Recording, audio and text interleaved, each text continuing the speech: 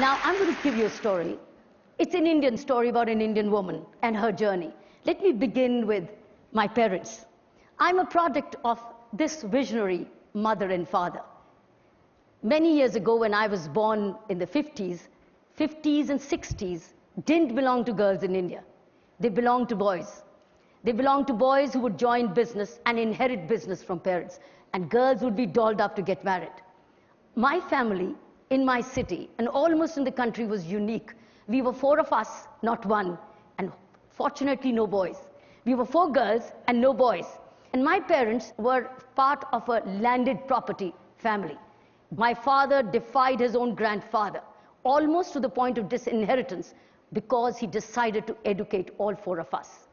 He sent us to one of the best schools in the city and gave us the best education. As I've said, when we're born, we don't choose our parents. And when we go to school, we don't choose our school. Children don't choose the school. They just get the school which parents choose for them. So this is the foundation time which I got. I grew up like this, and so did my other 3 sisters. And my father used to say at that time, I'm going to spread all my 4 daughters in 4 corners of the world. I don't know whether he really meant, but it happened. I'm the only one who's left in India. 1 is a British, another is an American, and the 3rd is a Canadian. So we are 4 of us in 4 corners of the world. And since I said they're my role models, I followed 2 things which my father and mother gave me. 1, they said, life is on an incline. You either go up or you come down. And second thing which has stayed with me, which became my philosophy of life, which made all the difference, is 100 things happen in your life, good or bad. Out of 100, 90 are your creation. They're good, they're your creation. Enjoy it.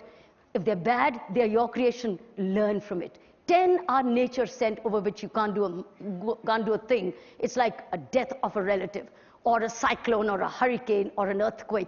You can't do a thing about it. You've got to just respond to the situation.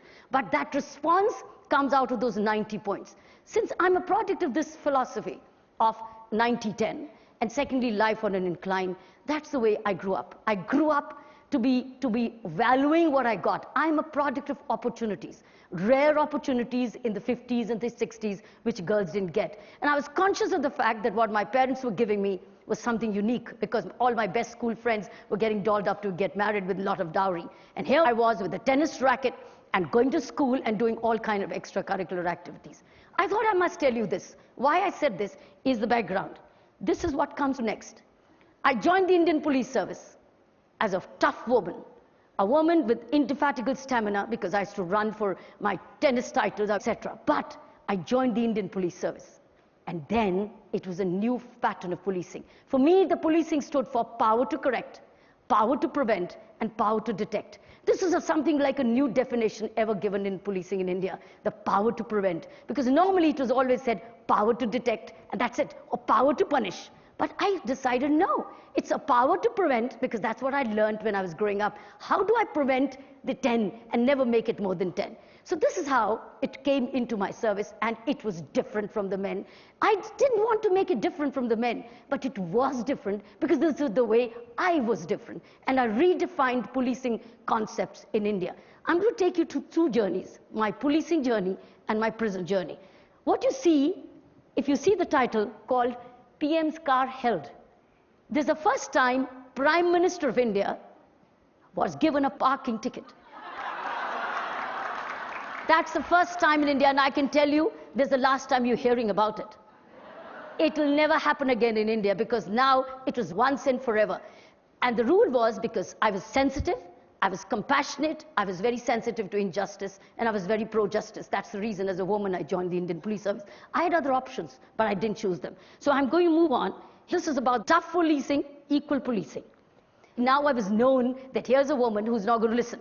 So I was sent to all indiscriminate postings which others would say no.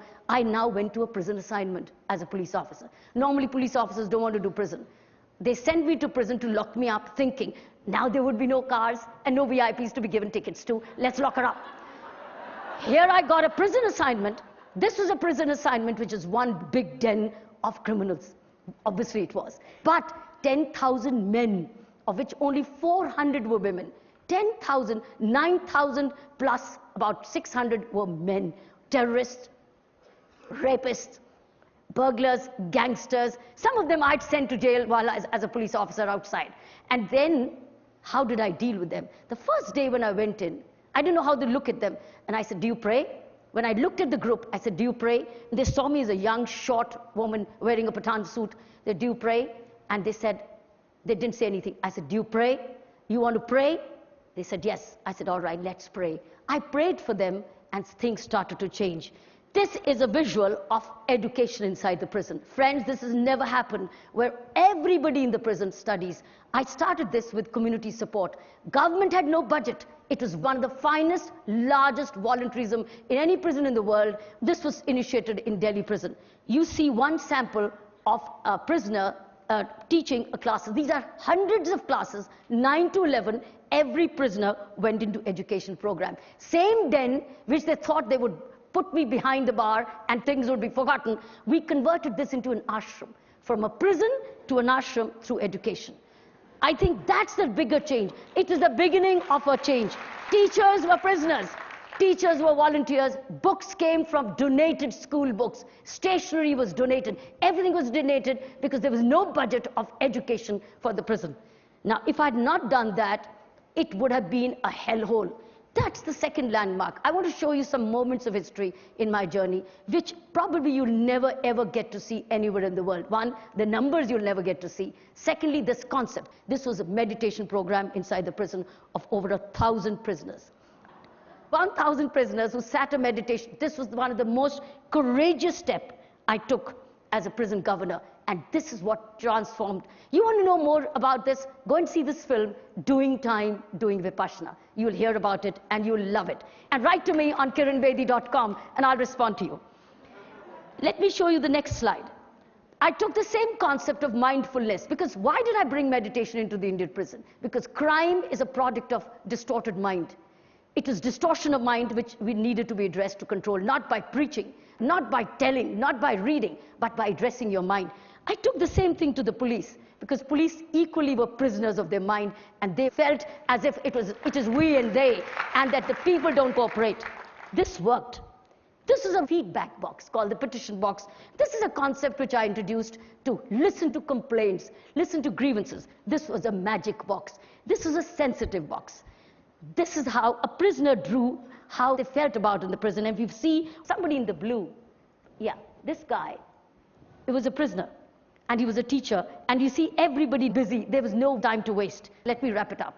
I'm currently into movements of education of the underserved children, which is thousands. India is all about thousands. Secondly is about anti-corruption movement in India. That's a big way. We, as small group of activists, have drafted an ombudsman bill for the government of India. Friends, you will hear a lot about it. That's the movement at the moment I'm driving, and that's the movement and a mission of my life. Thank you very much.